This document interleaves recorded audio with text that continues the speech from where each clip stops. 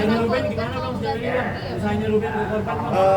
Upaya untuk penggantian, upaya untuk kita sedang upayakan, sedang upayakan, dan kita sudah komunikasi juga kepada pihak pelapor, lawyer to lawyer, pengacara ke pengacara, dan disambut juga sama Bang Ramzi ya, dan mereka juga fokusnya untuk tidak untuk memenjarakan, tapi proses hukum memang harus berjalan. Kita juga menghargai itu. Mas Ruben juga aslinya kooperatif nantinya apabila dipanggil nanti sebagai tersangka, dan kita juga tadi di kepolisian meminta saat nanti dipanggil pemeriksaan kembali menyiapkan beberapa dokumen yang ada kekurangan, menyiapkan laporan seperti itulah.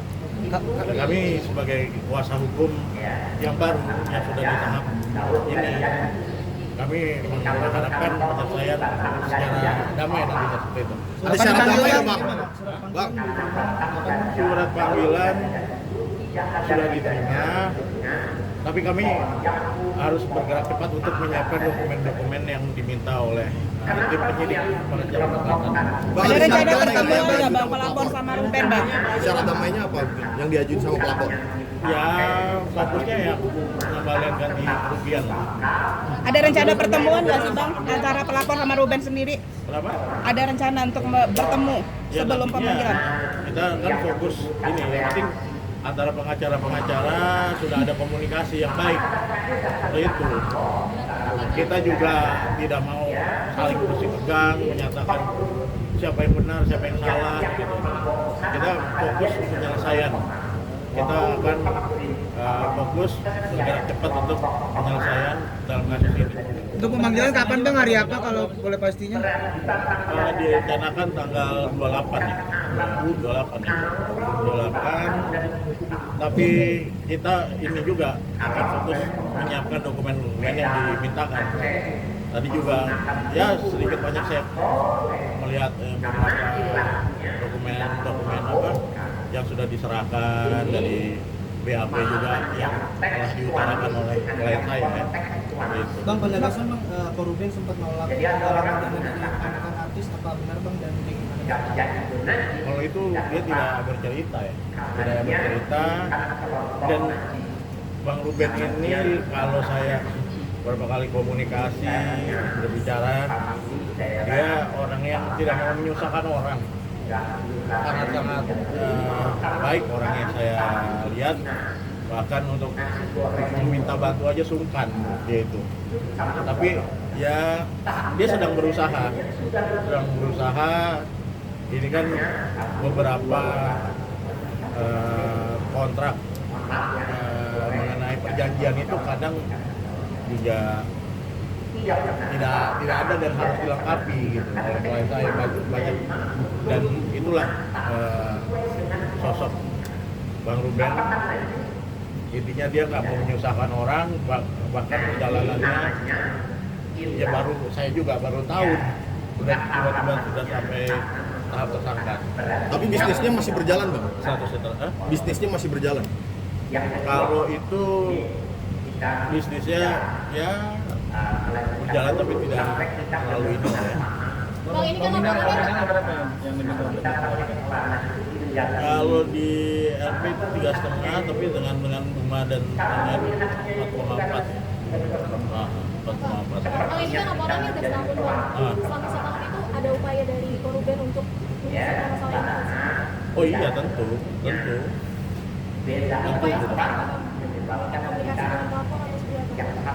Ya pernah ada komunikasi, cuman dengan statusnya sudah sebagai tersangka dan menunjuk saya langsung bergerak cepat lah komunikasi, dan untuk mengamankan klien kami juga, Mas Ruben. Tentunya kita tidak mau kan kalau masih bisa selesai di sini dengan mediasi dengan mekanisme restoratif justice, kenapa harus berlanjut seperti itu. Dan kuasa hukum dari pelapor juga mengamini, tujuannya juga bukan untuk memenjarakan, ingin menyelesaikan. Bang, ada rencana jual aset buat melunasin Bang?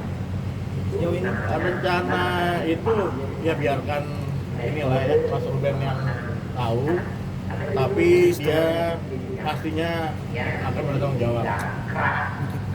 Dan ada beberapa miss, tapi kita juga nggak mau melakukan perlindungan defense dalam kasus ini. Kita fokus ke penyelesaian saja sih. Kalau dari klien saya sudah sempat mengembalikan 100 juta ya. Mengembalikan 100 juta. Ya pokoknya sudah dari tahun ini lah ada pengembalian. Ya, cuman kan memang setelah terjadinya laporan kita juga ya itu kembali lagi Mas Ruben niatnya baik kok, cuman memang dalam proses penandatanganan kerjasama kontrak itu tidak didampingi oleh orang hukum yang memadai dan dia tidak didampingi intinya sama orang hukum gitu, jadi ada beberapa yang miss gitu dari kontrak.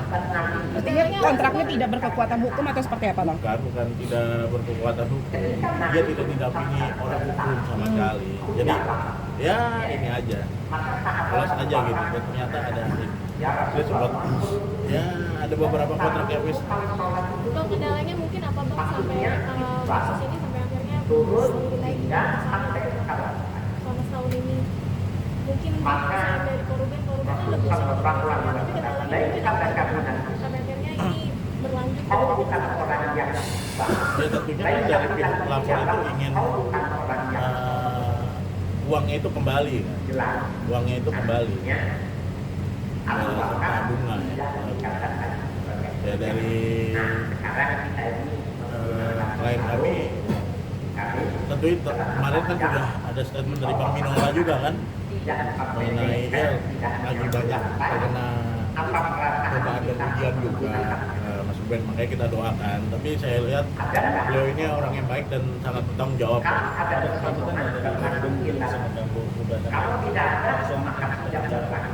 Kalau itu saya nggak bisa jawab karena bukan kuasa saya untuk menjawab itu Bang. Terima kasih banyak Bang.